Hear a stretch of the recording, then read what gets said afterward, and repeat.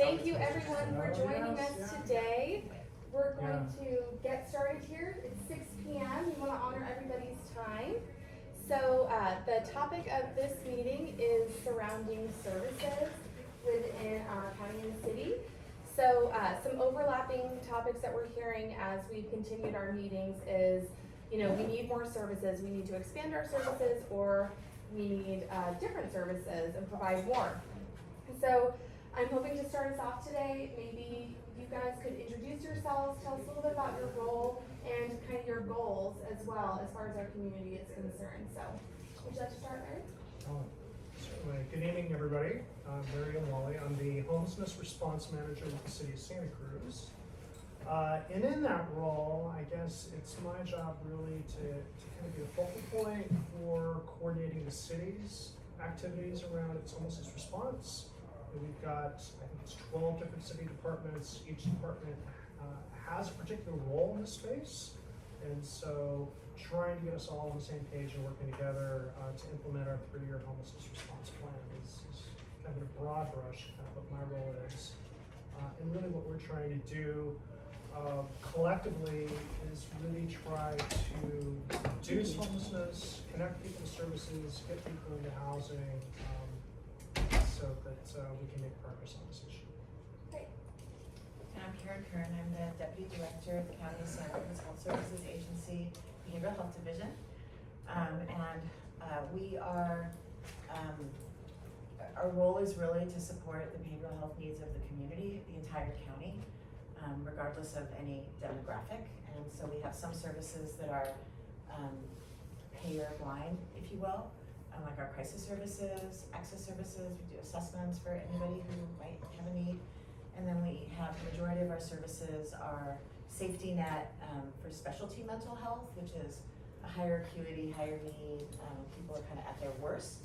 And then we run 2 health plans. We run the mental health plan, which is a Medi-Cal health plan for people who are experiencing mental illness. And then we have a drug Medi-Cal organized delivery system for people experiencing substance use disorders. And so we provide direct services ourselves, and then we fund community partners to provide services and manage the billing to Medi-Cal for those services.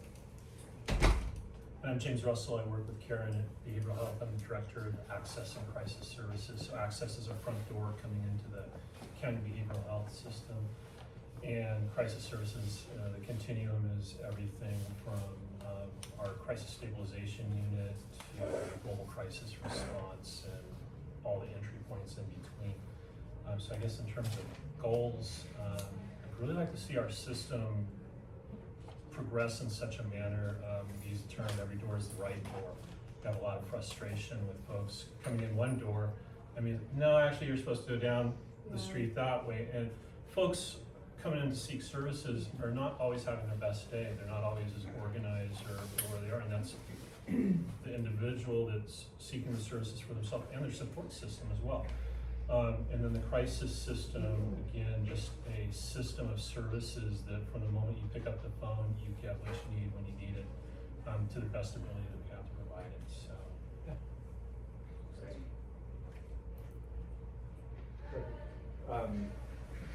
Sorry, you said something, the facilities, do you actually manage?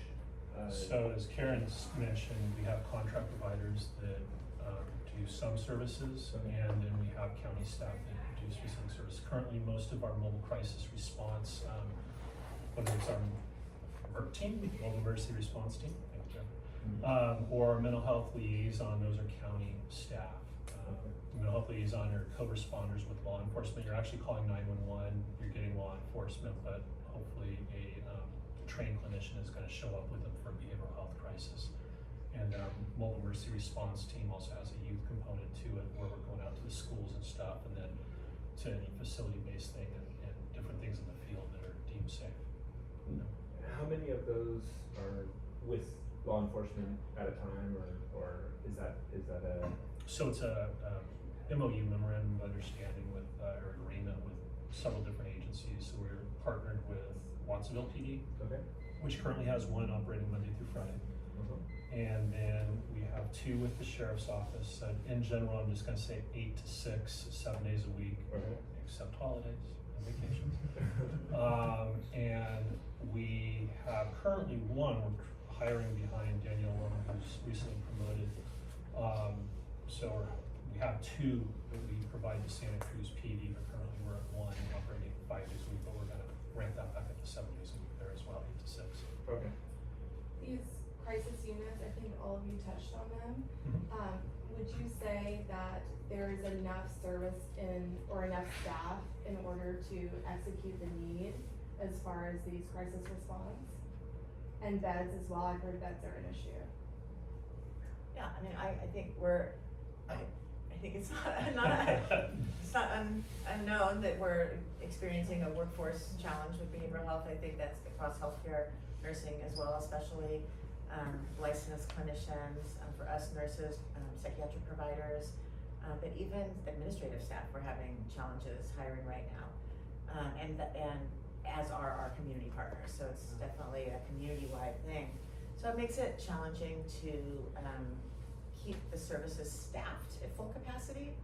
And we're trying to mitigate that at the county level by working through some of the civil service rules for us to hire and maybe making it a little bit less, a bit quicker to move people through, and sort of, we just had 2 rules that the board of supervisors amended to reduce the amount of time it takes, for example, to get somebody in for an interview and things like that. So where there are those barriers, our personnel department is working through them.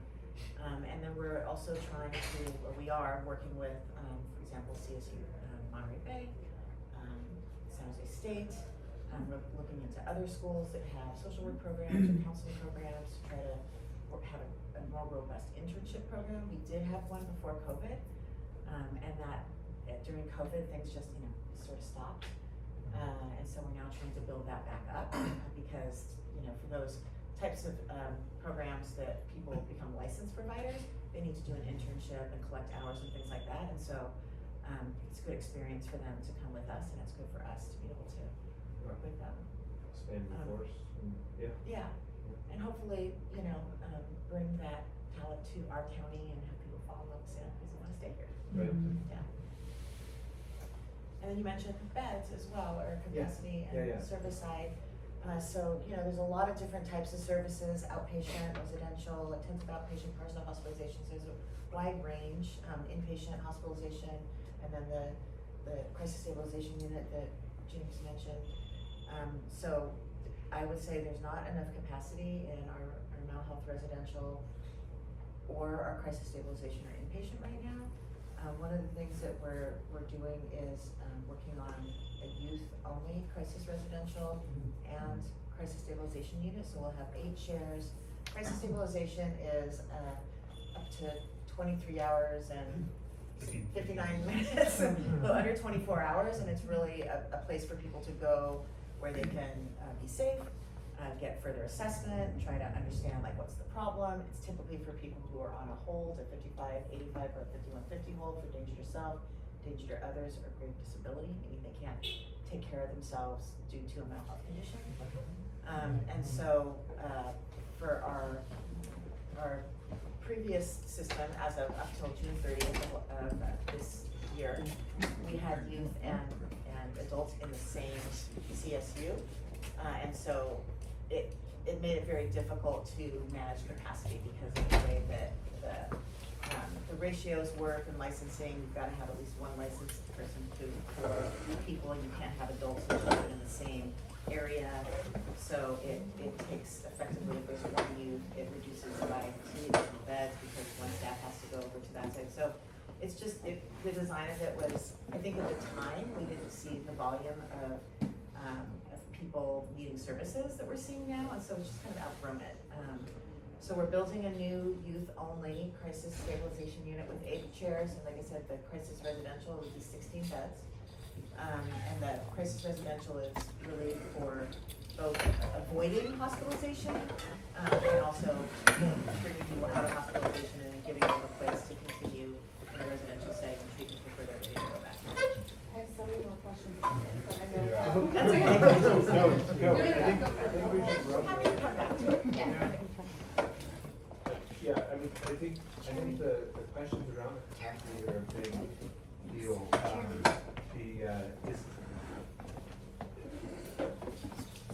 It feels like law enforcement is having to do mental health with jail, and it does seem like, from what we're hearing, that if you had more beds, maybe that burden would be lifted from people who are not trained in that, not capable. Does that sound accurate, or is that, am I?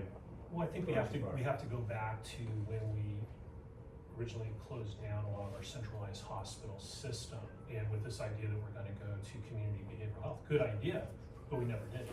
So we have never in this state gotten up to the level of capacity of services at the local level that we have needed to be. So the default was, well, who do we call?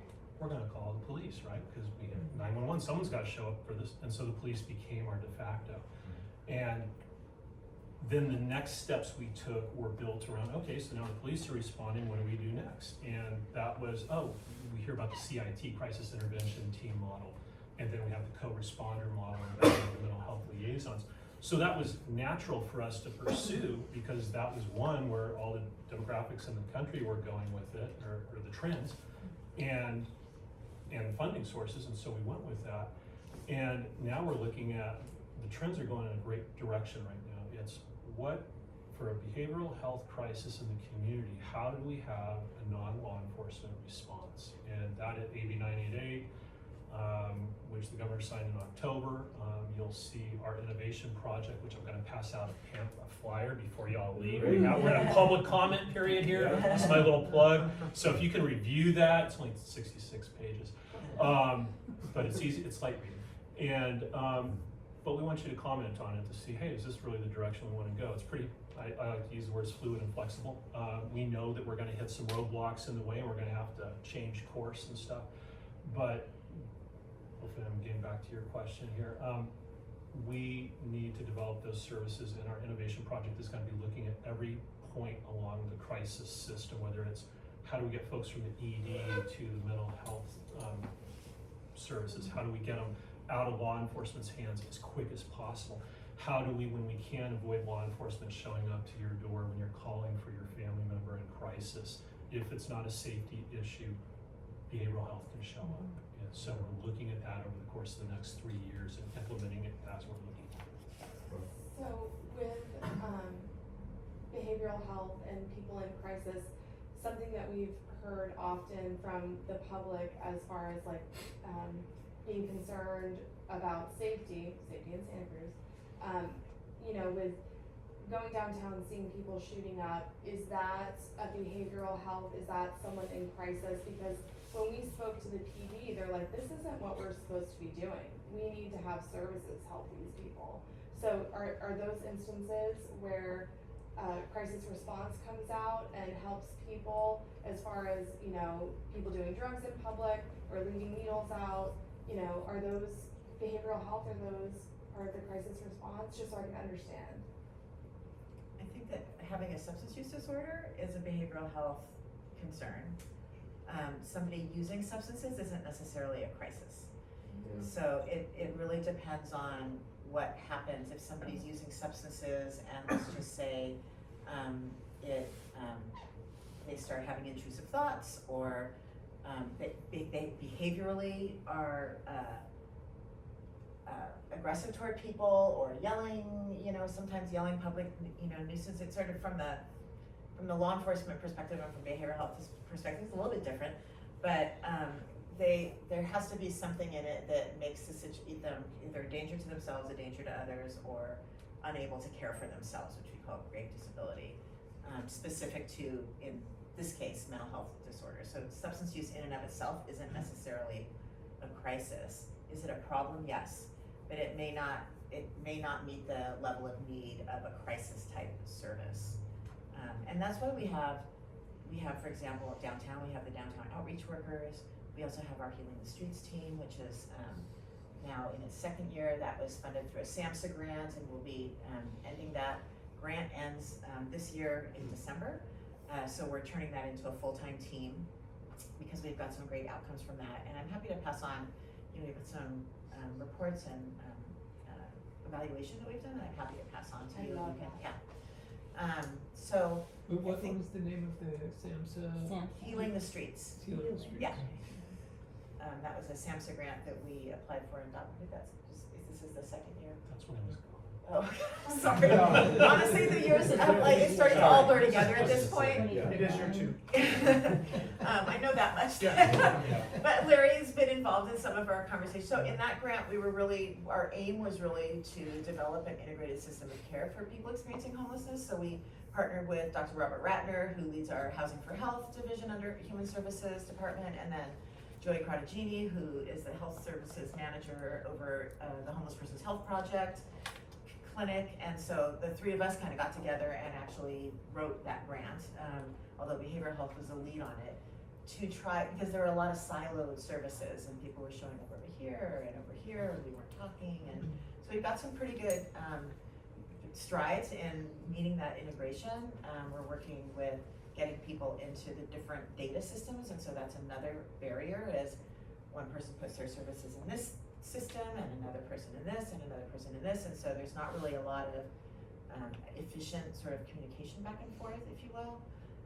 So that's another aim of that grant, that we've got some data sharing going on and everything. So I think we've got a good foundation to get us moving into the future and develop a full team around that, and we're excited about that. But those are the types of services that Chris's services, working with people that are experiencing homelessness, and how we collaborate at our Healing the Streets case managers work closely with Chris. So how we really try to tie those together, and then people who are interested in receiving services that might be, shooting up on the street or leaving their needles, then those are the types of responses that we might provide for them. Okay. Go ahead. No, I'm sorry to interrupt you, but Chris, which one's Chris? Sorry. Do you mind introducing yourself too? Or if you don't want to be part of it, it's okay, but it sounds like you have some valuable insight too, and we'd love to have you jump in if you Perfect. if you Yeah, feel my like name's sharing. Chris Fonseca. I work with City Santa Cruz with Larry with the homeless response team doing outreach and shelter services. Okay, excellent. Thank you. Thanks for being here. Yeah. Thanks for having me. And back in the corner, we have Jeremy. another member of our team. All right. Great. I'm Chris's counterpart. I also work, do outreach for the city of Santa Cruz. Great. Well, thank you both for being here, and thank all of you for being here. This is, I appreciate it. So, awesome. So, Larry, I would love to hear from you. Clearly, we have a large population in need of housing. We have a large unhoused population. And so we're just in a fact-finding mission about the current state of things ultimately. So we're curious about what current outreach is being made towards the unhoused, what services are available to them, and how those services are distributed, and just kind of get a little bit more information on currently what is happening to kind of solve our unhoused issue. A lot in that. Let me try to get those pieces. Try to make Questions. it Yeah, concise. exactly. And so I'll kick it off, but it may be good. Sorry to put you guys on the spot, but can really speak specifically about how some of that plays out in the streets. But conceptually, so we have, at the city of Santa Cruz has currently 3 outreach workers that I think are collectively 2.5 full-time equivalents that work and every single day are out there on the streets engaging people who are experiencing homelessness and in camps, on the streets. And really, I think the first step is really about just trying to make connection and start to build relationships and understanding. Building trust is incredibly important to begin to work with people and to be able to get them connected to services and on a pathway. And that takes a tremendous amount of work. It takes a tremendous amount of skill. And it's not something that just happens overnight, probably 99 times out of 100. It takes repeated interaction and engagement with people to build the kind of rapport necessary to have a real constructive conversation about the issues they're facing, the needs that they have, and some potential pathways towards resolving that. So we have a team that's working across the city. You guys are 7 days a week, at least somebody. More or less, And again, responding to, and maybe it's almost time to turn it over, but really responding to that in a lot of ways. They're the experts on kind of the status, the condition, where people are, what people are experiencing. So that informs a lot of their work. They work in encampments specifically. We may have priority areas that we're looking at or working at or trying to resolve. And there's also reports that come in from the community through our CRISP system, Community Reporting and Services Portal. There's a website, and I guess I should probably know what the URL is, but I don't offhand. But so we respond to those kinds of community concerns, and that would be an occasion to have one of our outreach members go out, engage somebody. And then really the work after building that rapport is beginning a process of trying to connect them to services and connect them to shelter. The city, through contract with the Salvation Army, operates a shelter program up at the Armory building that has a capacity of 135 beds. The city also directly operates a smaller self-managed encampment on 1220 River.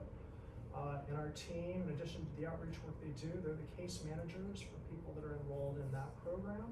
And again, working to connect them to services and connecting to housing resources. And oftentimes, as Karen mentioned, we work with other community organizations, and a lot of times that work is handing them off to another organization who is doing a lot of that work. So that in a nutshell is kind of, we also do, since we're talking about services, in addition to the shelter services, we also have a safe parking program that, so the Tier 3, which is a 24/7 program, is also located up at the Armory building. And then we have an overnight program that is at City Lots that's currently has capacity for 12, but based off demand, we're able to scale that up. I'm really curious about 1220 River because that's self-managed, right? And so, I think it was Lisa Murphy that was telling me about that, and she was saying it's pretty successful. We're trying to solve homelessness. So, I'm really curious about these safe parking spots as well. It seems like that's really successful too. When we met, and it wasn't a large pool, we only had one person with lived experience that came and spoke with us about homelessness. And so that's my reference point. But he was mentioning, there are people that like to live outdoors, and there will be a small percentage of people that want to continue to live outdoors, even if there was a perfect world, right, where we didn't have this issue. And so I'm just wondering, what's our goal? How are we going to solve this? And I feel like these self-managed camps and these safe parking spaces, especially with some empty buildings out there, it seems like a good route. Yeah, there's a lot in there. It's so simple. Well, one, yeah, and I know that was said sarcastically, that's key. This is a complex issue. You're seeing the intersection and some of the themes here. Homelessness first and foremost is a housing problem. That's right. Right? I think we can't lose sight of that. A lot of times, it's certainly there's intersection with mental health disorders, substance abuse disorders, but those issues exist among households as well, right? And sort of what's really, we just see it more because but first and foremost, but we've got to really work on this array of issues to really make progress. So we can talk about successful programs. I guess the one thing where I wanted to stop a little bit is that while successful programs like 1220 or say parking programs that are working to connect people to housing resources, those are interim housing models. That's not permanent housing. And I think our goal really should be trying to get people into permanent housing. So this is, these kinds of programs are a first step on that pathway. And so I think they're important, useful, and successful in that context, but I don't want to conflate the success of those programs with ultimately getting people into housing. Yeah, and so that's great. So I guess I should define what I'm deeming as successful. My understanding is that people at 1220 successfully move on to permanent housing, was my very poor understanding. And that's true, and that's a model that's really built on trying to get people on that pathway towards permanent housing. And it's a place to get people out of unsheltered environments into a structured, stable environment where they can begin to make progress towards that kind of outcome. Yeah, and we're certainly seeing good results so far. I would love, if you guys are willing, to just talk about 12. I know you do, which is why I like to exercise a little discretion and turn it over to you, because I mean, Chris and Jared work with the folks in that camp every single day. Yeah, so, I mean, we had an opportunity to kind of develop our own program. Jeremy, myself, and Megan and Larry primarily. We looked at a lot of different programs, and Jeremy looked at a lot of the tiny home communities and how they were operated. And we kind of wanted to bring that to this encampment where people could be self-sufficient in an environment that was safe and that was kind of, people would uplift with each other.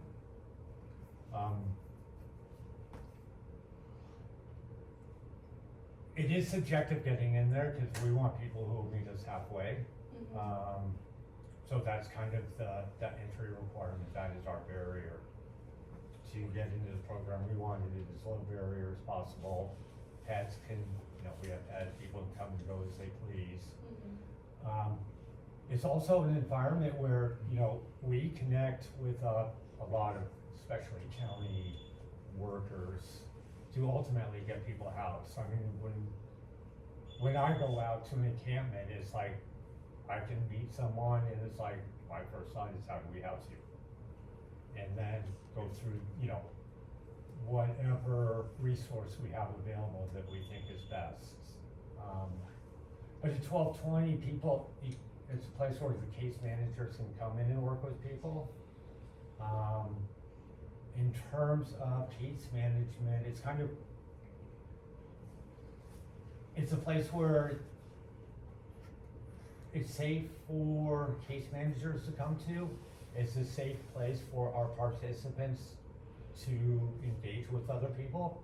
There's a lot of mistrust amongst our population, and that's what we primarily, connect people with resources. If I could ask you a follow-up question. Absolutely. When you meet folks and your first thought is, how do I get them housed?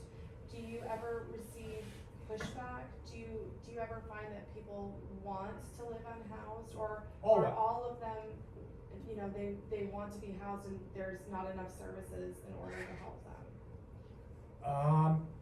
Like I said, it's a thought that I have. I don't express it. Okay. Necessarily, especially when I first meet someone.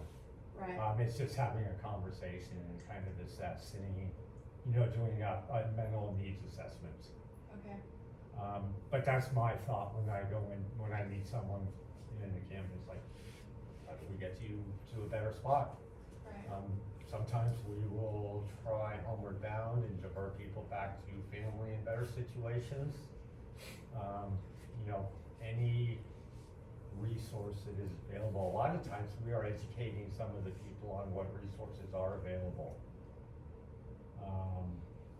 And providing a little direction on how people can meet their goals. Do you ever reference the free guide?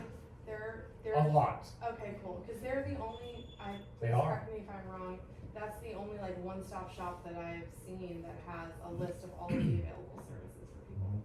Yeah, it's a wonderful guide. Or Les, were you mentioning the other day that there actually is another location for that, for available services for people? I was not. Okay, cool. No. Sorry to call you out. Okay, got it. Back on If track. it was good and brilliant, I'd take credit. Oh. Yeah, so another thing too, when Chris and I go out to the encampments, we both understand all of the programs that are available pretty thoroughly. So we'll listen to people and try to assess what they need. and offer those resources. So, you know, maybe someone will would thrive with a little bit of county mental health support. So we will, you know, try to engage a mental health worker from HPHP or whatnot. Maybe they'll benefit from substance use treatment. So we'll call our friend Rayan Jimenez, who is a substance use treatment specialist, and make that connection. Chris and I also have access. We can do the intakes for the Salvation Army shelter, the city overlook. So we have those spaces available where people can go get stable from a pretty chaotic lifestyle out there where they're living in the forest or wherever. We have Brian Lands, who works at Housing Matters, that we call on all the time to try to get people into the loft and XYZ. So Chris and I utilize all of these county and other nonprofit resources to try to determine where our clients what our clients could benefit from. So that's kind of what we do. We're like walking free guides, sort of, and you know, assess people that way. What's that? There's only 3 of you, Yeah, on our outreach team, yeah, there are 3 of us. and that's for the whole city of Santa Cruz. Yeah. It is. But there are, you know, with the county works, like was mentioned before, the downtown outreach workers, and HPHP goes out there, and the street That's right. team What's the and front everybody. team? Yeah. So there's a lot of other folks that go out there, but Chris and I are kind of we're their primary resource for the city of Santa Cruz. Housing Matters is currently working on hiring a new outreach specialist as well. We're starting to zero in on somebody, but we're really looking for the right candidate. Yeah. And how many do Housing Matters have? Just the potential one? Just the potential. Well, we only have funding. We only have funding currently for a single outreach specialist. We have another one that is specifically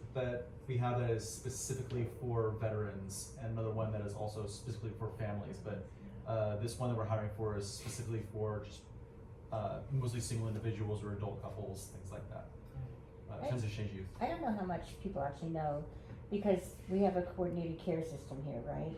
So Brian, can you explain how that works? Because it's not like you can just go into the forest and scoop people up and put them someplace. That's just not how it works, so. Talking That's about what- coordinated entry That's system. what Chris and I That's what we do. Chris and I do that all day long, yeah. But they have to go into it, they have to be into this county system to be able to actually get services. we I can think- enter them. I think Right. I think if you're trying to You know have what a I'm discussion saying. about the coordinated entry Right. system, I think that this is not a meeting for that. I think if anything, there will be a meeting that was specifically for that, because that is To a understand much how it larger works, right. conversation. But What are we talking about? Yeah. so coordinated entry system is essentially how people who are experiencing homelessness can get referred to the different programs that actually assist on a more direct level with helping people who get into housing. So, for instance, everything from CHAMP, which is a family housing program, to HDAP, which is a program that helps people who are disabled but don't have access, but are not yet getting disability benefits, helps them get the benefits and also potentially into housing. Urban supportive housing programs such as Rehousing Wave, Abode, etc. But essentially, instead of people having to go from one location to another, Yeah. filling out forms to get on all these different waiting lists to get in all these different programs, they can potentially get into this coordinated entry system to get referred to these programs as they become available, but also based on whether they meet the eligibility criteria for those programs. The county just recently went over to a very new, just revamped the way it's doing its coordinated entry system. Prior to 2023, it was called Smart Path, which started in April of 2018. It wasn't quite working the way the model wanted it to, so we're now trying to change it to it's more of a, again, bigger conversation that I think we can really cover in I this think that'd be a good meeting. conversation to I think have. that the point was to try to streamline it and use a tool that was maybe more inclusive and, allowed more people to sort of get. And also better able to kind of identify people who are like the most vulnerable Yes. to prioritize into these services. Yeah. So basically trying to figure out like, okay, who are the people who might need like a small amount of assistance, kind of like a leg up to get into housing, and then will be more or less be able to be independent on their own. versus like, you know, people who have maybe been who are chronically homeless, people who are older, who have significant disabling conditions, where they're going to need much more of a more of a handhold, more support, and trying to prioritize them into services. And that's kind of what this assessment is supposed to do. In the previous form of vulnerability assessment that was being used prior to in the past 5 years, was really not gauging people on their vulnerability in an accurate way, in a reliable way. And so that's why the new vulnerability assessment called the Housing Needs Assessment was created to kind of like get a little bit more nuance, a little more of a qualitative assessment of people's vulnerability and some of their challenges. So not the VI SPDAT. Yeah, the VI SPDAT is No more. kaput. Right. Yeah, even the organization that created that created the VI SPDAT was like, yeah, stop using it. Yeah. And It's not get to our great. special guest. Yeah. Can you introduce yourself, sir, please? Oh, sorry. Right. I'm the guest experience. My name is Brian Lands. I am the guest experience program manager at Housing Matters. I've been working there for I think it's gonna be 10 years in November. I think. Yeah, I know, right? You're shaking your head. He hired me. Great. And yeah, so that's what I do. I was the service navigation coordinator there for a long period of time. I also was the main case manager for Page Smith, which was the transitional housing program that we had there for a while. And I've been doing the guest experience program manager for the past year. Well, thank you. Yeah. I guess if I can just add a little bit, you know, to this thread of conversation, I'm gonna act like a political economist for a moment. And we're really talking about port entry. It's a queuing system. Yeah. Because good point. shelter is a scarce resource. It is oversubscribed.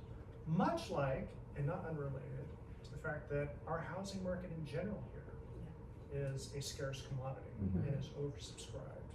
You know, and it's not a coincidence that you read the news.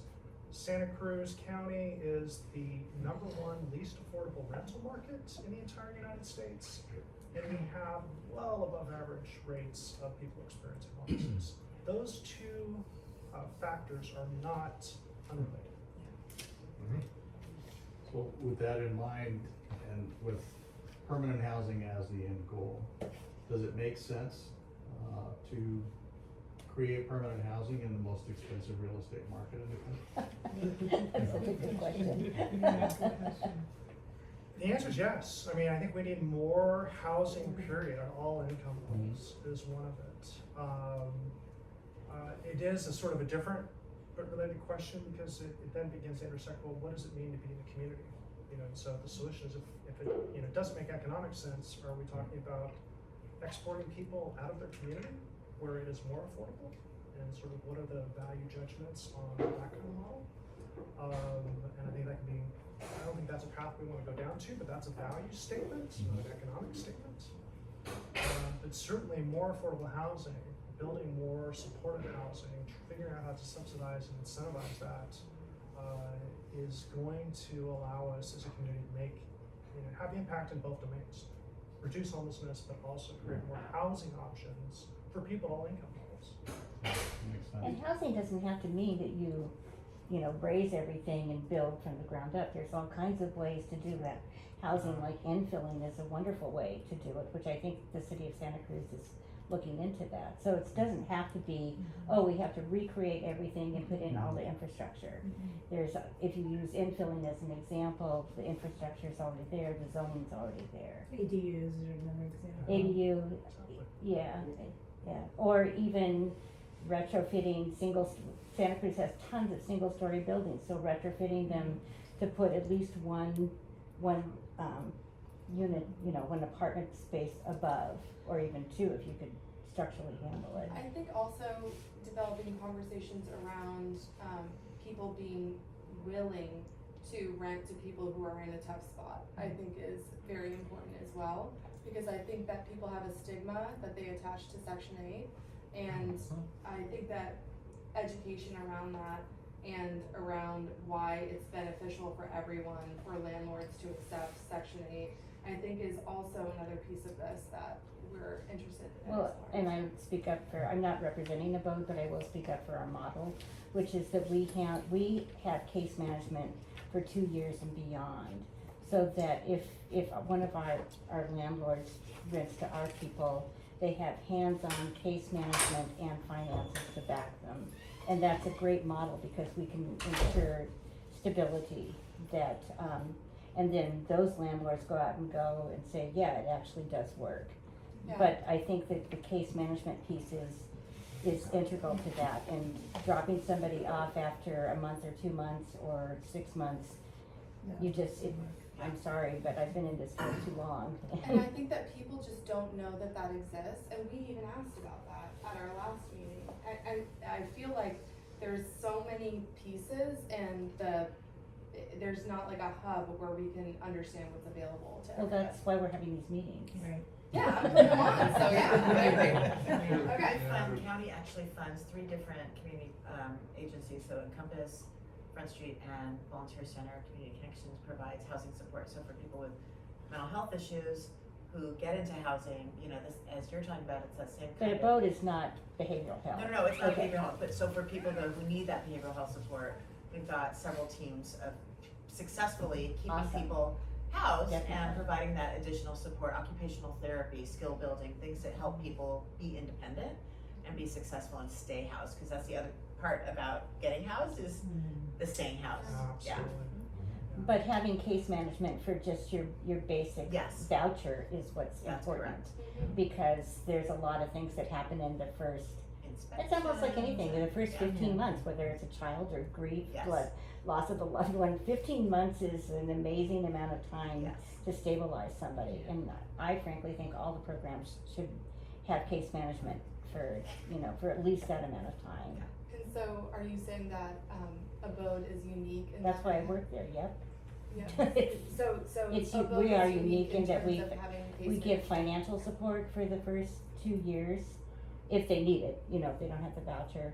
But if something happens, there's an income change, and suddenly they were paying $900 as their share, but they lost their job, and so they're down to just their, Social Security, we cover that for them. It's like, we try to relieve the anxiety that comes with, losing your place, once you have a place. How do Section 8 holders find out about this possibility? I mean, Coordinate. where is the PR piece?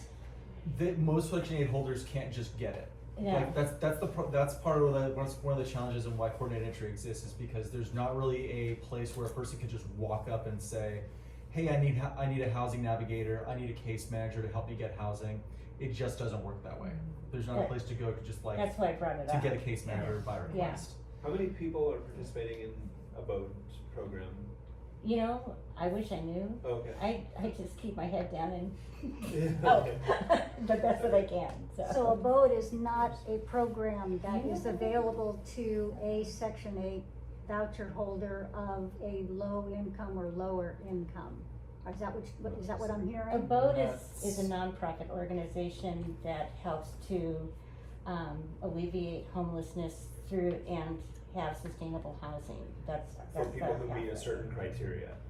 Right, it's not because they're on You have to Section go 8, through- but it's. Yeah, you go Section through 8 is Brian. completely Yeah. separate from it. I mean, Yeah. Abode is it's a nonprofit organization that has programs within it. Yeah. Abode is not a program in and of itself. Got it, Same thing with like Housing Matters. We have programs within our organization. got it. Am I just completely naive to think that there are so many tiers here? I feel like it would be it's hard for me to understand, and I have access to the Yeah. internet. I feel like it would be really hard for somebody that's living in the forest. That's right. Right, Yeah. it is. So how That's do why we- the free guide is That's why we important, go that's why to these them guys are and do that important. outreach and build, as Larry said, that trust and build a relationship, and what Chris does and Jeremy does, But it's so- that's how we get them in. It's so vast though. Like when Yes. we met with PD was like, we're not sending 2 people out there because it's gonna take them all day. He was talking about Coconut. And so it's like if you have 3 people in the city, I mean, I just feel like there's a lot, so. But that's Well, in they're the, not that's the only in only the city, but the organization. county Yeah. has people too. Yeah, they're not the only groups, so like I was saying, we have the downtown outreach workers that are sort of in that catchment area, really focused on those businesses. You The know, Front the Street Front has, Street, we have, for the Healing the Streets team, we've got 4 case managers and 2 peers, and we've got an outreach, and we've got, so there's our Hopes team, which Rayanne, somebody mentioned, who has specialized in SUD, and then we've got Vic, that's an LVN that works with HBHP, so like if there's a medical thing, HBHP has a street medicine team, Healing the Streets has a behavioral health street medicine team, so we go out together into camps and Downtown Streets team, if you. downtown streets team, yeah, so there's a cab, community bridges, maybe? Oh, yeah. Yeah. Bridges, yeah, the Back-Free So Research. there's a lot of agencies that are actually doing this work, it's then, how do we, and we all know each okay, other, so so we're trying to at one coordinate. point, I'm gonna interrupt, because Yeah. at one point, we had at the arena, we had in the fall and in the spring, we had everybody there. Do you remember that, you guys? And it was awesome, because then you could walk around and you could see everybody that served the homeless population, and everybody showed up, and there was swag, and there was food, and Five Branches was there and gave acupuncture, and I mean, I'm actually trying to get this going again, but DMV would be there to help people get their IDs Yeah. for about 10 minutes until the machine broke. yeah. But it was a way to Navigation see center how model, right? everybody Yeah. worked, Yeah, it and And so we're actually trying to develop it, Dr. Ratner from Housing for Health and I wrote a grant for behavioral health bridge housing, Claire and I were talking about it before you guys started. So part of it is sort of temporary housing for people with behavioral health issues, the other part is a housing navigation center. And really having similar, but like a permanent one, not that would the- be awesome, yeah. So it's. So that people could come, like I always thought at the fairgrounds, or something like that, where you could come and everybody that worked in the field would show up, 1 or 2 days a week. Kind of like we do at the library, but a lot more involved in that. Yes. And actually take on people, even if they're not in the coordinated system, because that's where we lose people, maybe I'm speaking out of turn, you guys, but that's been my experience, is the coordinated entry causes a lot of backlog. I don't know, what do you think? Again, Brian? I think that can go into like a further conversation about the new coordinated entry model. Hi. I think we can do it another day. Yeah, Just a couple, just something to share and then some questions for you guys. And I understand you're all working in mental health, and just very briefly, I grew up here, was away for 30 years, New York and LA, cities that also have lots of homelessness, and then moved back here 2 years ago with my family to raise our teenage kids. Santa Cruz in California is changing a lot, changing so much from when I grew up here. I'd say even in the past, like this year compared with last year, personally, and I'm curious as to if this is your experience and observation as well, because you guys are working in this world, but I feel like I'm just seeing so much more serious drug use and mental health problems out in the open everywhere. So it feels like a lot of this conversation today is focused on what you guys do, which is trying to connect people in need with services and trying to meet the need. But then there's also, there's the housed who live here and are trying to raise kids here and are trying to navigate this and trying to understand how we are in relation to this. So a couple questions along those lines, and to focus it there too. One question is, I understand that, okay, well, let me just say that, like in the past week, I've probably encountered like more kind of frightening encounters with mentally ill people behind the wheels of cars, on the streets. It's frightening and it's concerning, and I'm observing and having these experiences every week as our teenage kids. Mm-hmm. And in fact today, giving the kids a little bit of a talking to, because I was just downtown yesterday, and one person ranting near me, and then another person very hostile seeming. Sometimes those people have hostility. How do you conduct yourself? Talking to them about the idea of cutting people a wide berth, how to be safe. There's a tremendous amount of people in our city centers, on our streets, with serious illnesses, serious mental illness, serious drug addiction, and it feels a little bit like we're really kind of just making it up here. Now I understand that Gavin Newsom has, because I've heard him interviewed, like a really savvy, really genius mental health czar, this guy Thomas Insel. And I also understand that the voters of California have approved a lot of funds to address homelessness, mental health problems, addiction that we have in our state. So I'm really wondering, first of all, I feel like certainly more of this should be from the top down, Insel, and then here in Santa Cruz, it seems like do we have maybe the biggest population of homeless, mentally ill, etc., for the size of our population in the state and maybe the world. We do. And you're talking about trying to liken the shortage of housing that we have here with the homeless population, but I do understand and know for a fact that a lot of homeless people didn't start out here and come here because there's a lot of really good-hearted people like yourselves working really hard to try to meet the need and address the problem. So some of these people are native, like I am, and Marvin and Emily and a lot of us here, and some people came here because there's people here working hard to try to address the need.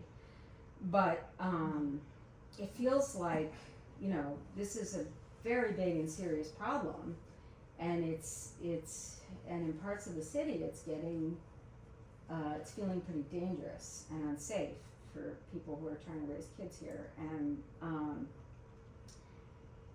what's your communication with like Insel and Sacramento, and are there statewide programs that are communicating with what you're trying to do locally? To my brand neophyte mind, it feels like it's a very big and very serious problem. Like we need a serious mental health campus. There needs to be tremendous staff, 15 months for people to have a chance to get connected with treatment and things that are needed. And here we are, just this little small town, making it up, and I don't know. So, what can you tell me? Let's unpack some of that. There's a lot in there. I'll start with the state. There are initiatives, and there are mandates. There's legislation. Not all of it feels like a lot of money. There's billions of dollars coming for the state. There's 58 counties in this state. It's a very big state. Typically, the way that the funding lands is depending on what it is, it's a formula, but it's based on different factors like the size of your population, the geographic size of your county. It might have to do with just lost my train of thought, I'm sorry. I'm so sorry. Sounds like. We started early this morning. Yeah, we really did. Anyway, there's things about I think what's unique with our county, for example, in contrast with San Francisco, which is small but has a larger population, and also has a huge infrastructure of people working at the county and city. The city and county are together in one sort of entity that can write for a lot of different grants or a lot of funding or apply for. We have a hard time competing for that, and the funding that we get is, I would say whether it's rural or urban, that's the other factor I was trying to think of. So we're considered a medium-sized county, but we are the second smallest geographic county in the state. We are classified, for example, for Medi-Cal as a rural county, but we're not really a rural county, we're an urban county. So those things, and I think these are, things have changed over time, right? And so these are sort of things that have held over. But so when we get our allotment of funds from the state, it's often not enough to really do what we need it to do here in Santa Cruz. So yes, there are programs, there are mandates. Some of the mandates are unfunded. Some of them are very specifically written. And we have, for example, the CARE Act, which is coming soon. We have to figure out how to, I don't know if you guys have heard or have not heard, I'm also happy, I'm guessing you have lists that you can spread information to if I Yes. send stuff to you, so I'm happy to send you everything I have. But, you know, that is a program that is looking at people who are chronically ill and who experience some sort of a mental illness that has to do with thought disorder, whether it's schizophrenia or psychosis or somewhere in that diagnosis bucket. And it's goes through a court process and everything, and there's sort of where that person might be mandated into treatment. Doesn't mean that we have a bed for them, and it doesn't mean that they want it. And so I think there's sometimes a disconnect at the state level of what the counties are actually experiencing or what the counties have the capacity to do. We're going through Medi-Cal reform in our state, CalAIM. The most recent initiative of CalAIM that we've gone through is payment reform. So this is, Medi-Cal is the state insurance that's tied to Medicaid. Our Medi-Cal at our state, we call it Medi-Cal because we're special in California. Everyone else calls it Medicaid. But basically through CMS at the federal level, which is, you know, if you meet the income eligibility for insurance, if it's 200% of the federal poverty level and whatever, then you qualify for Medi-Cal, which is great because then you have health insurance. But then the health insurance that we're now, the way that we're administering the plan, remember in the beginning I said we're the mental health plan, we actually have an insurance plan, and we also have a plan for substance use, the DMC ODS plan. Administering those plans is costly. The plans are moving from a cost reimbursement, which means that people tell us how much it costs to do the service and we pay them, to a fee for service, which means the states gave us rates and told us how to figure it out. Every state, every county in our state had different rates. Again, based on those formulas that I was telling you about. So in Santa Clara, their rates are much higher than our Santa Cruz rates. But our cost of living here is much higher than it is there. Not not much, it's pretty expensive there too. But, so, do you see what I'm saying? So it feels like when you're hearing from Newsom or, you know, whoever it is, they're great, well-intentioned, like the reform of our system. Great ideas, I think really well-intentioned, and maybe a little bit out of touch with what our county experience is in administering all of these mandates that we get. So it's complex, it's complicated, you know, I can tell you from being on the receiving end of the funds and trying to make ends meet with the need and what we are able to do with what we got. The behavioral health bridge housing that I was talking about, we might get, if we can figure it out, maybe up to 34 beds with that, 34. Which we were talking about, it's something, but it's a drop in the bucket, right? It's not what we, so, but that's the one thing that we have coming from the state that we can bank on. So does that kind of make sense? Yeah, I mean, a little bit in terms of like, and I am, curious about the interaction and the communication between mental health professionals locally and on a state level. Yeah. I mean, it feels like this is such a state problem. It feels like, you know, they should have the best minds on it in Sacramento, and this is statewide. We should have some programs that can start to be administered throughout the state to count that. I'd like to know what you guys would like to see from the state. I mean, it sounds like you're getting 34 beds and you, what do you need, 400? So I think, you know, that all these, when they push out money, you know, that money has to be budgeted at the state level. There's some revenue source that comes from, whether they're leveraging federal funds or whether it's a tax or, you know, whatever, you know, it's a limited pot of money, whatever it is. So it comes to us as a limited pot of money, and then we have to work with that limited pot of money and the rules around what we can use that money for to try to solve a problem, you know? And so that's kind of how it works. So yeah, we do advocacy at the state level. I know that the social work, National Association of Social Workers does national, each state has a chapter that does a lot of advocacy. The California Nursing Association does a lot of advocacy. So there are groups of providers that do advocacy at the state level. But what would you like from the state? We would like every mandate to be funded. Yeah. So Sufficiently funded. And that would be the number one. And what's the If you're gonna shortfall, what's the shortfall in that, just ballpark? Oh, Which oh, is- yes. Yeah. Which place? Because Fair again, we've point, Eric. never, Yeah, we've let's never, talk about so, airport. yeah, so again, we've never had the service infrastructure that we've needed from the time the hospitals closed down. So when we're talking about moving to care court and to these other more coercive type interventions, we're going to move someone who voluntarily is participating in a mental health treatment program out of the way to put someone in forcibly. And so we're instead of having the programs built out, the outreach folks engaging with individuals, and just to put this in context here, when you think about the complexity of interacting with human beings, how does it feel to all of you when I go, hey, I'm here to help you? What is your first response as an American? Turn it around. No, I don't need help. I'm self-sufficient the way I am. And believe it or not, folks on the street, oftentimes they have developed some coping that this is, I'm okay. I'm okay. And we have to be able to form, that's what these folks do. They form relationships. They are reliable faces. And so we need to stabilize our workforce. We need to have those folks that are engaged. We also need a community that embraces our homeless community members. Because if it's us, them, I'm much more prone to stay in my little neck of the woods. And it is sometimes, it is like, I don't think so, I'm going to the other side of the street. But by and large, for the most part, except when those neck hairs are going up, when the neck hairs go up, you protect yourself and you get to the other side of the street. That's just common sense. But I think that, you know, a community, again, that is trained in mental health first aid, to have some minimal awareness of mental health symptoms. When we think about folks walking around downtown screaming, okay, two things there that I think of.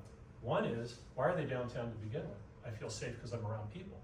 Maybe one of the reasons they're screaming is, I might feel safe because there's people around, but I also want you to stay away from me. So there's a lot of different dynamics that can be going on in this individual who's had a lot of trauma.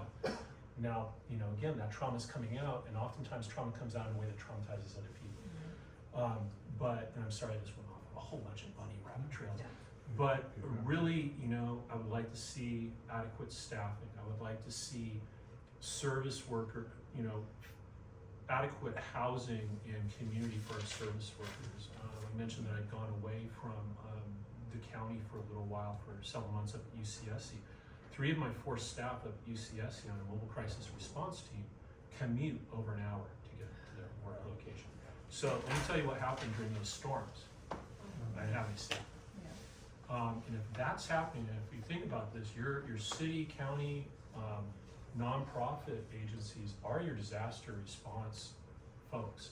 If they're coming from out of county, if they're in areas of the county that are going to be cut off, we're in trouble. Not just unhoused population, but all of us who need that type of supportive thing when things poop hits the fan. So there's a lot of different concerns, but I think most of all it's figuring out what type of community do we want to become. You know, and again, a lot of this is exacerbated by the changes in our community. You know, I remember when, you know, everyone remembers the Brown Bowl Branch Shopping Center. It used to be the Brown Bowl Branch. There used to be cows back behind Sears. You know, Live Oak used to be, I remember living at my great grandpa's, you know, and there was a horse in the back field, you know, the neighbor's house. And, you know, you could have a mental health existential thing, be screaming your head off or whatever it was, and nobody would know about. Why? Because we were farther away. Well, when we live like this, I know what's happening at my neighbor's house, you know, and I'm more apt not to go over to my neighbor, I'm more apt to pick up the phone and call the police because I'm disconnected from my neighbor. So again, it is about community, it's about fostering community. It's about understanding some of the things, you know, again, if I understand a little bit more about mental health or substance use, I might not be as concerned. You know, am I concerned about somebody drinking a beer in public? Not really. Now, am I concerned about some of the behaviors? And if I see the person staggering and going towards their car, I'm more apt to start thinking about calling the police at that point. And again, even for substance use, okay, what? Oh, they're throwing that needle down. That's not socially acceptable behavior, and that actually does jeopardize somebody. But again, if their behavior is such that they clean up after them, you know, where are we at? So again, there's a lot of different. But see, that's the crux of it. That's why I don't think you are going off on rabbit holes. I think that's really the central piece, which is like I think there is a really compassionate community here. And I think that's great. I think this is a problem, this is a global problem. It's not even just a California or a national problem. It's happening everywhere, and I think there's a real opportunity in Santa Cruz because of the engagement of the community to crack a model that works. And I don't think we're working on that. And that's not, I mean, I appreciate everybody, you guys, not just being here, and I appreciate that, but like what you do every day. I'm so grateful that there are people out there who are doing it, and that there are so many of you, and we've had a bunch of these different meetings. So it's not a criticism of what anybody is doing, it's that it's apparent that we need a vision for where this is going. And if you're telling me that it's a housing problem and that, well, I saw the point in time study, there's 4,000 homeless people in a town of what, 50, 60,000 people. Are we capable of building that? It's county, it's not. Well, it's county, but all the homeless are in the town part. I mean, so fine, it's the county's responsibility, but like, are we capable of doing that? There's no indication that we would be capable of doing that, and what does that even look like? Could we even keep up with the influx of new people? So what I am interested to hear your guys' thoughts about is exactly how you do measure what an appropriate disposition is towards that kind of behavior when you see it on the street. We had another meeting earlier in the year where we were talking about the idea like, well, if you use services, you need to abide by the rules of the community. And so you can't be on the downtown mall sleeping on a bench drunk or with a needle on your arm or having a little bong party on the corner. But we had the drug counselors here say that this is heartbreaking because I might have worked on this case for 8-9 months trying to get that guy back on his feet, and yeah, if you were used to be an addict, you fall off. He made a mistake, so now he's got a needle sticking out of his arm, and we're back to square one because he lost all of his services. So I mean, this is what I think is the sort of the vacuum right now about getting the community on board. Is like, I think we need to work through what an appropriate disposition is and plant a flag and tell people about it, and then tell people what they should do. I mean, the other thing that's very, very obvious from hearing from all of you and from other meetings as well is just how complicated an array it is. And, you know, none of us could, I've been working on this, you know, on the side for 6 months. I wouldn't know how to get to services. And of course, people who are living in the forest without an internet connection, without, you know, homelessness aren't gonna be able either. So, And at the same time, you need to honor people who are here living, working, That's- raising their kids, that's what I mean. paying their taxes. Because I mean, it's a to balance. mobilize the kind of Right. resource that ultimately is gonna be valuable in Mhm. fixing the problem, you need to bring everybody along. And the concern that I have is that people are getting very frustrated. Right. And there's gonna be a backlash, and they're not gonna wanna keep spending money and being asked for more and more tolerance, while there doesn't seem to be any way forward. And so then we just seem to be It's because it's not perpetuating a their problem. community, not everybody's community. So I know, it's any too longer. complicated a question, but like, is there guidance you can give, is there insight you can give from your various different points of view about how the public would fashion an appropriate disposition towards behavior that maybe is a public nuisance? Here it comes, the 66 pages. This isn't the answer, but I think that it's one step along the way of connecting it. Like, if you're downtown and you see someone who might be causing a ruckus or a crisis, I don't necessarily wanna call the police, but they don't look so good right now. I can pick up the phone, maybe call 988, and if we can develop the right thing, maybe it's not my mobile crisis team responding, but maybe it's them contacting, you know, Chris or, you know, Jeremy or whoever, or doing the streets team and going. But I think that coming to things like this, pulling more of our neighbors into it and getting more informed, because again, it is a very confusing system. And I hope that we can make it simple. Right now, you know, to get a mobile crisis response, you're gonna call 3 different numbers. And, Right. you know, you gotta know which one. Okay, do I want the county MERT team? I call the 800 number. If I call 988, because that's the new national number, and we have a local call center here, do I call them? Or do I call 911? Because I want that mental health liaison with law enforcement. What time do they work again? And if you don't have Yeah. a local area code, like Then mine, the 988 is still then gonna. that creates another whole problem. Yeah. You're calling 988, Yeah. and I'm calling Eugene, Oregon, and cahoots, right? But it'll get back in. But we want it goes to based on where, like towers. we want to simplify that, and that's what this process is. How do we simplify it so that it does, okay, if I forget and I call it 800 number, I'm still gonna get the same responses if I call the 988, if I call the 911, because we're gonna have MOUs in place with law. You know, right now if you call, because the way that the memorandum is with law enforcement, because 911 is contracted with the local law enforcement. Yeah. So when you call 911, you have to have a law enforcement response. Right. Well, we don't have a 24/7 mobile crisis team yet. So when we get that, and then that crisis team can kind of be a little bit more educated. So again, I think it's how do we get our systems, every door is the right door. We're more connected, and again, we're kind of stunted. Forgive me if I'm wrong, did you start right in the pandemic as well? Started late 2021, so Yeah, middle yeah. towards the end. Yeah, so some of these things were developed right in the middle of the pandemic. A couple of our grants went into place in the middle of the pandemic. So all those communication systems and integrating things, so it's a little, we get the flag popped up, the flags are popped up all over the place, and we unintentionally siloed in some ways, and now we're waking up but we're also doing it at a time when a lot of our helping staff and healthcare staff are a little tired. And so we're trying to get them, okay, let's rest up a little bit, but we gotta get back out there, you know? And we gotta reconnect, and we gotta. Well, there's also a slow hiring process, Can I just say something? to be honest. Sorry, I've been raising my You have hand been, for I'm like sorry. 5 minutes or so. I just wanna say, you know, as a person living with serious mental illness myself, okay, first of all, people who have a mental health condition are not inherently dangerous. In fact, they're more likely to be victims of crime than commit crime. So I just wanna put that out there. And second of all, as a peer who's experienced homelessness in the past, who's experienced addiction issues and serious mental illness and has received a lot of these services that we're all talking about, recovery is definitely possible.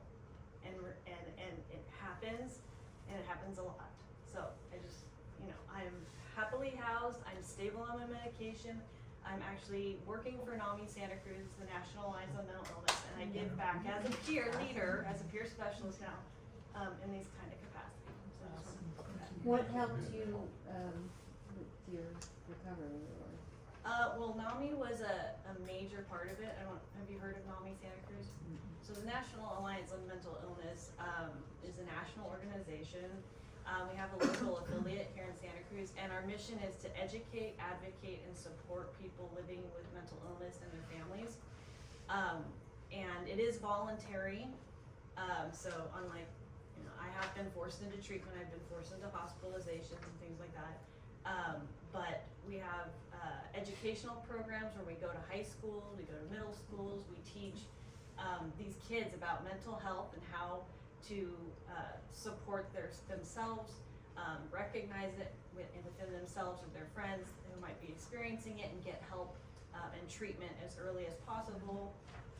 We also have support groups for both family members who have loved ones with serious mental illness or mental illness. We have peer support groups 3 times a week. These are all free resources that are available to community members. We have two different 8-week classes. One is for family members and loved ones who have someone with mental illness or mental health challenges, and then a peer-to-peer class that's for peers like me who have mental illness. And we learn about recovery and learn about resources and brain biology and different things that have helped other people kind of get into recovery and learn about what recovery is and what it is for each person.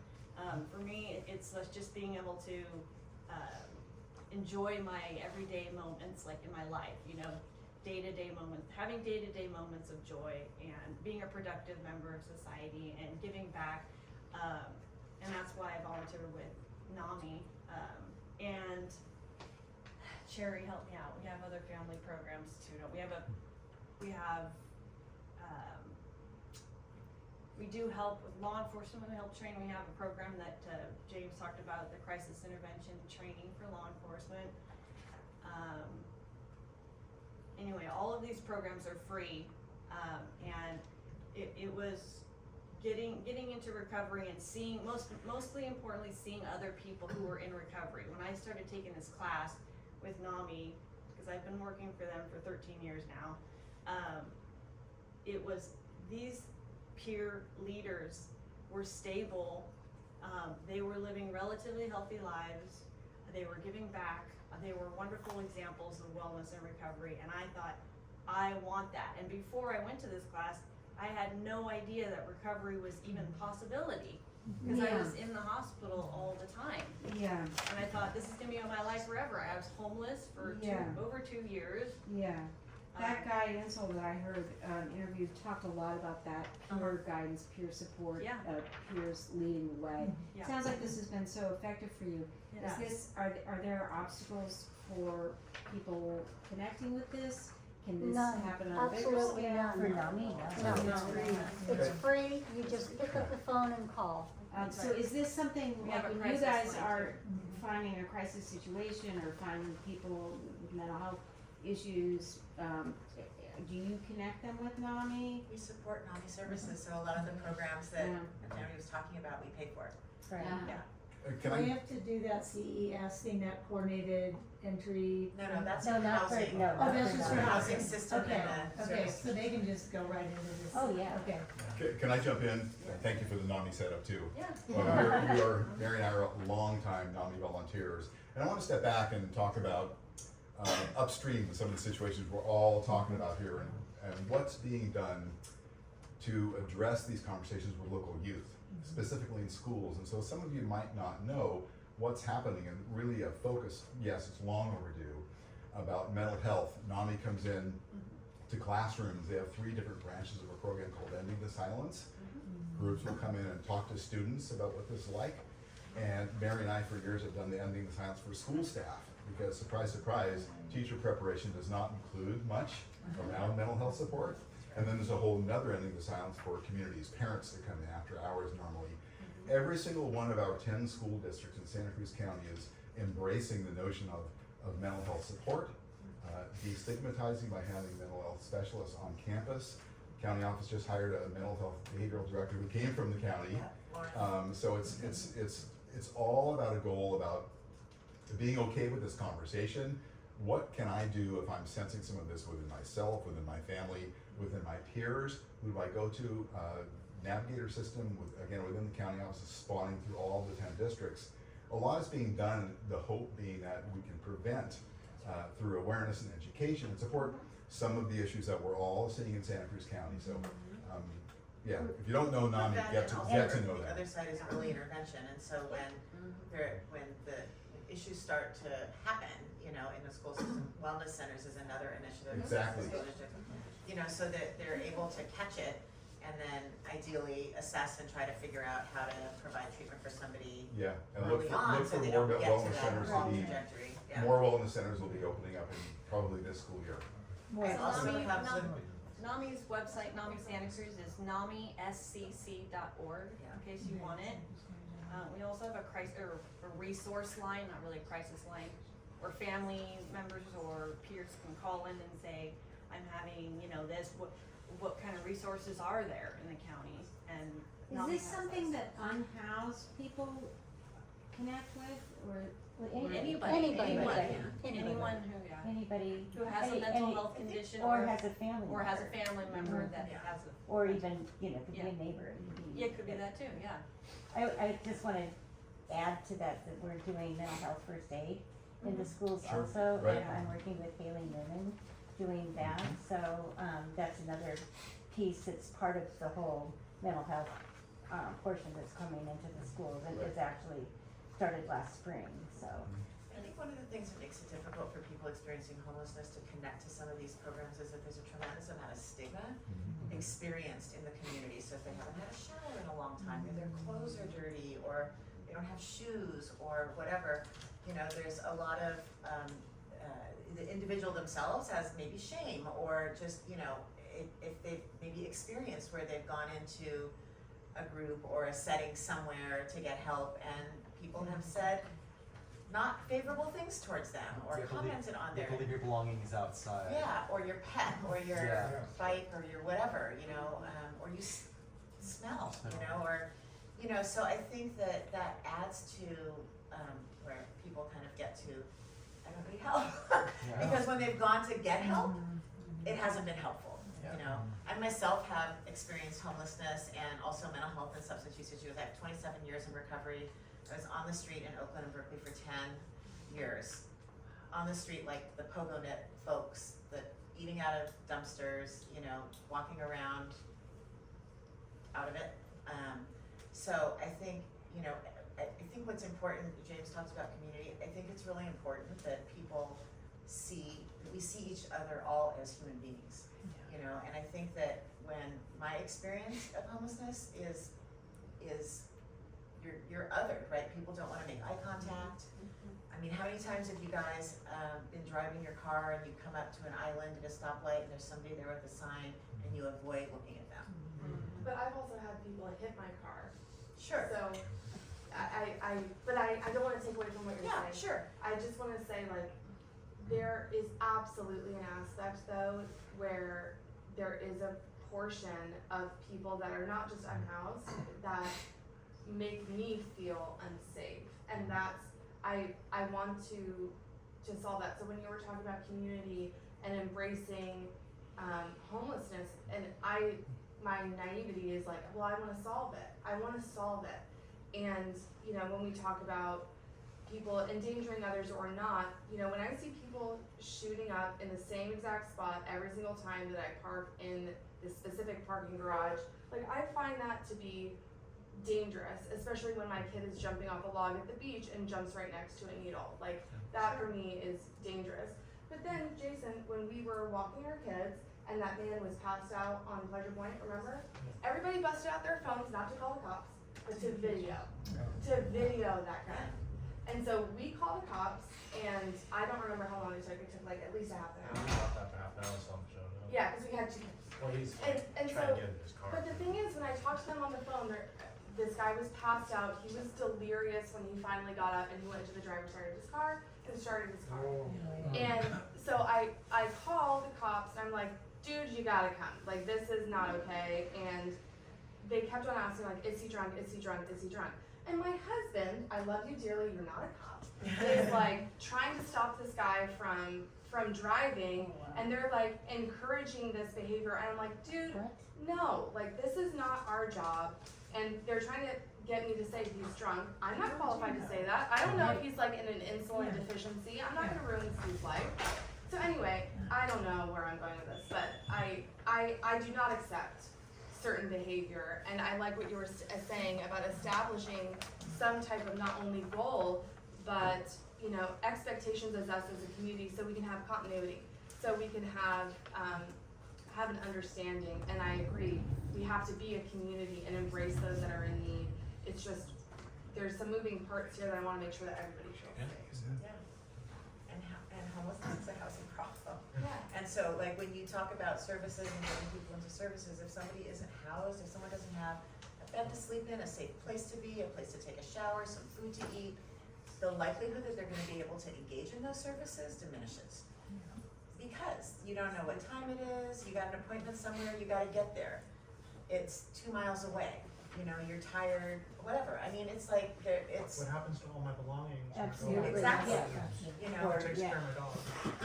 so it's complicated, you know, I guess it's the thing I wanna point out, it's like, yes, there could be services, is it the right type of service, is it the right time for the service, can the person even ask, we're here, but can they get to us? Can we get to them? That's why we've developed these, like the Healing Streets team, or the outreach that these guys do, they go to them. And that's the same with HPHP, you know, they go to them to provide those services to wherever they are. And that, I think, that I've seen here in Santa Cruz has been probably one of the most effective ways of reaching people, because we don't have the expectation that you have to come to us. But a better, I mean, a more proactive way would be to actually up the 988 system so that people could actually, like, if you saw that, Yes, you just call 988 and, you know, then it's taken care of. You're- So if you have a chance to public comments, put that in there. Good luck, good luck. Yeah. Well, I think I mentioned that it seems to take forever for Santa Cruz County to actually hire people. So I'm from Eugene, as I mentioned, and we have Cahoots, and which is our 988 system that we've had since the mid-70s. And it's run by a private organization, which nobody calls the police. They don't call 911. They call Cahoots to come, and even if somebody did call 911 in Eugene, Cahoots would be sent. And it's just, that's just the part of the fabric of what we do, and and it's a, But we have to recognize that that system wasn't even Cahoots did not start off 24/7.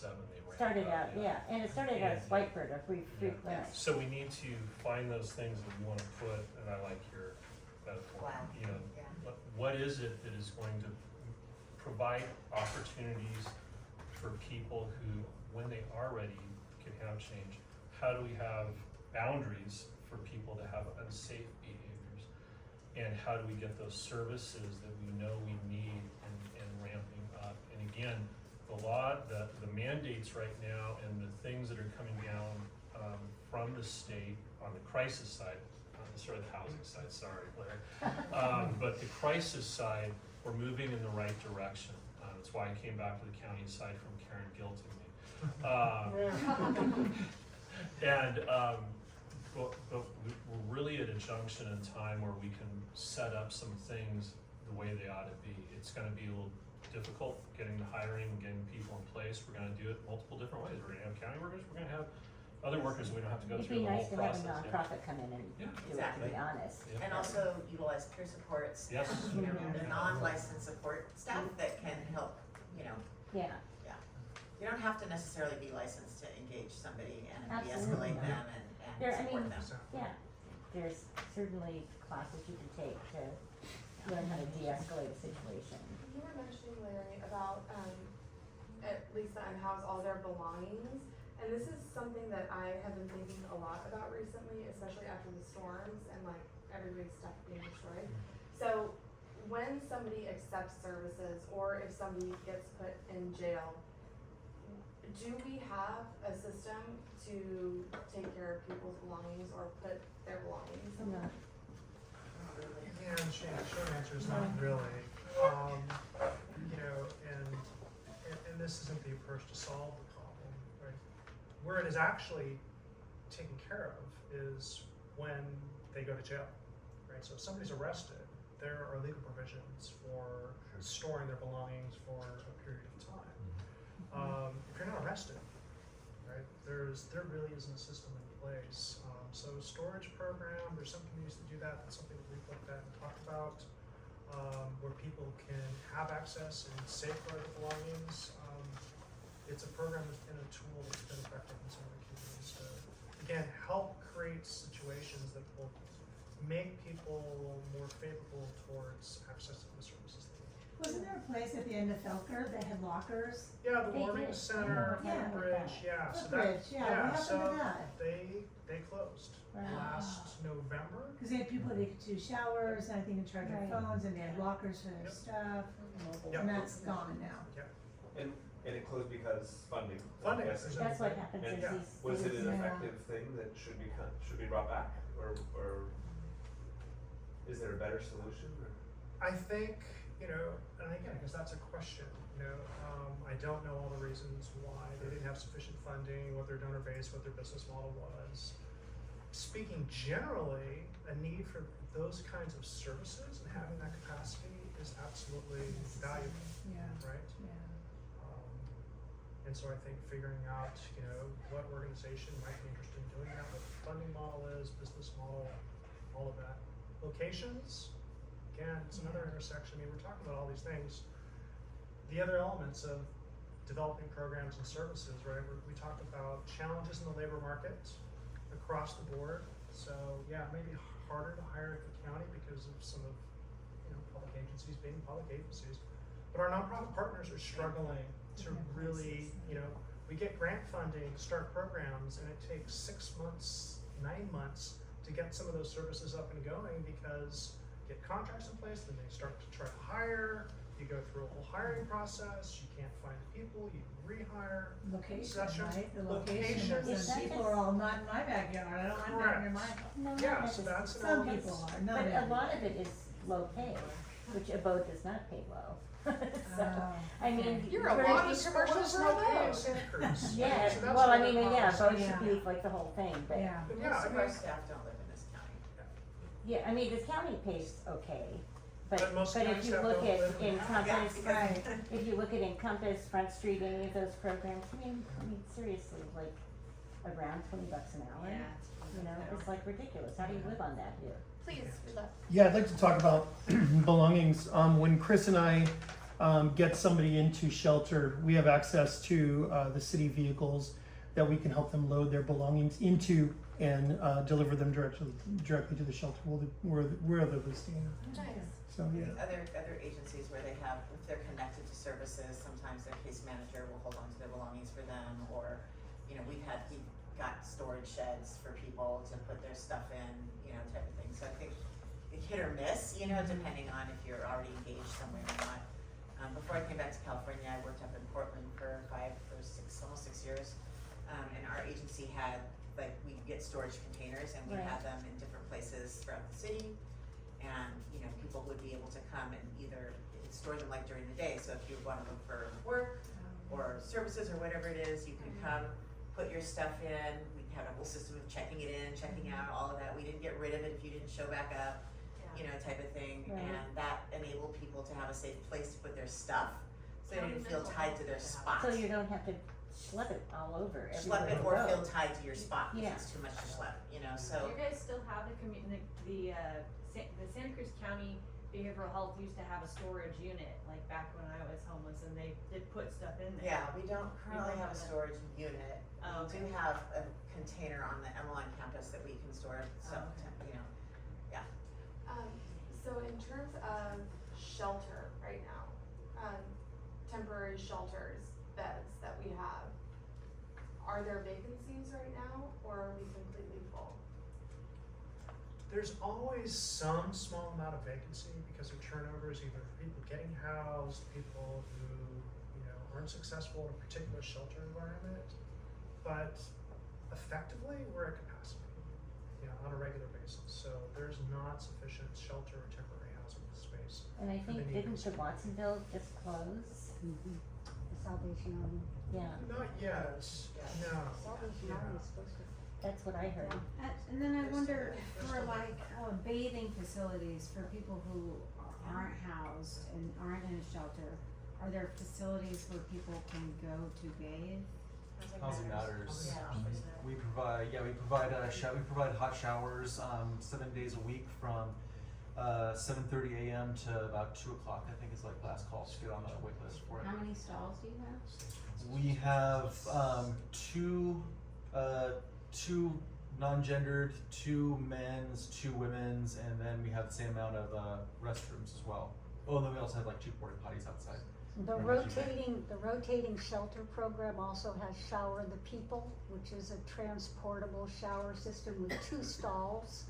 And it's available at the various locations. Is that the church one you're The talking about? church, yeah, it's the church-sponsored rotating shelter Is that program. AFC's mobile shower unit? What's that? Is that Association of Faith Communities Mhm. shower unit? Yeah, so they have 2 stalls.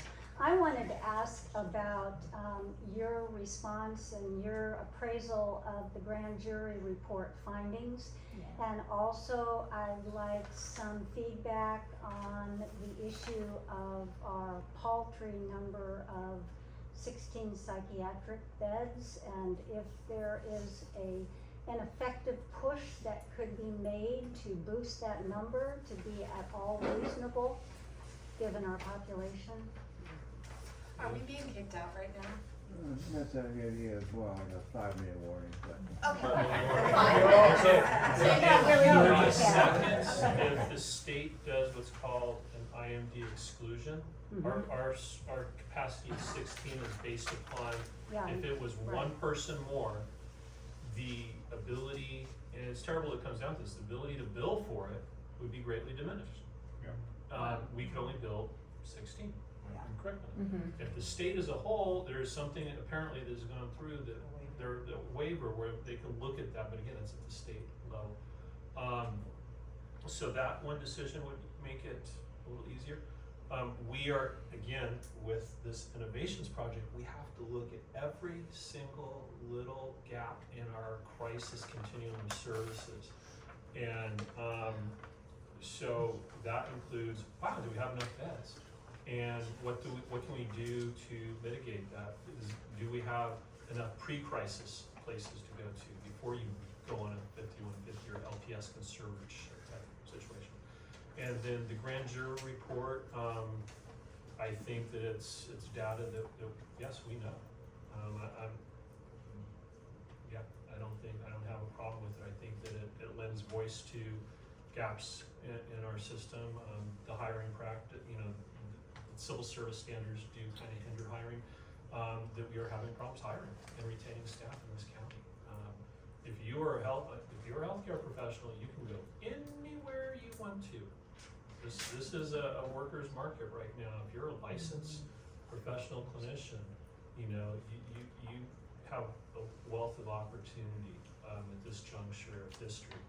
And again, this is a much higher place to, if you are not already established in Santa Cruz, it's gonna be really hard for folks coming in on health worker pay to establish themselves or nonprofit pay to establish themselves.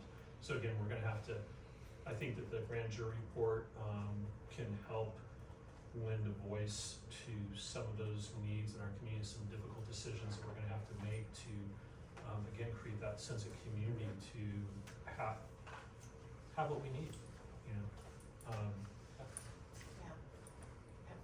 We'll have a formal response due in September, so you guys will be able to access that going through all the And to address the IMD exclusion, would it assist for some sort of mobilized attack on legislators to pinpoint this as the major stumbling block in adequate psychiatric? It's more about removing the restriction on the number of beds that you can have in a facility. So I think that it's been around for a really long time, so I have to reach back into my memory, but my memory is that it was initially instituted because they were worried about people warehousing mental health people. And so they didn't want to have giant, they want to move away from the state hospital. Exactly. And so they limited the number of people that could be in one facility, and that's kind of, and it's in some ways governs also to certain types of residential facilities for mental health, and so it makes it really hard to have, like, for example, our crisis residential, or our, Telos, which is a crisis residential program, and then El Dorado Center, which is a step down from that. We're limited by that waiver to the number of beds that we're able to have in one program. And that limits our ability then to create, because to create a bunch of 16-bed facilities versus is prohibitively expensive. And each one needs its own full staff and whatever, but to scale up a 16-bed to a 24-bed or a 30-bed or whatever it is much more cost effective, and you can run programs effectively, with more people in them. But I think the original thing was just because they didn't want warehousing.